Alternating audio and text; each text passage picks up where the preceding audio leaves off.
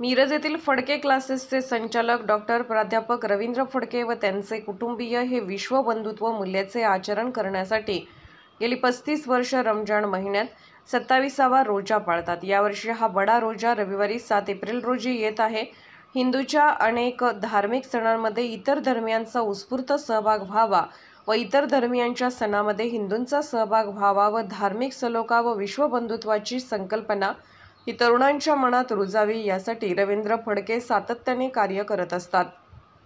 मिरजेतील दुःखदायक दंगलीच्या वेळी जिल्हा पोलीस अधीक्षक कृष्णप्रकाश यांच्या मार्गदर्शनाखाली त्यांनी धार्मिक सलोख्यांमध्ये पुढाकार घेतलेला होता।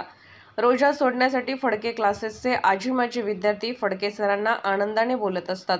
यावर्षी मिरजेतील सुप्रसिद्ध हृदयरोग तज्ज्ञ डॉक्टर रियाज मुजावर यांनी फडके कुटुंबियांना रोजा सोडण्यासाठी बोलावले आहे।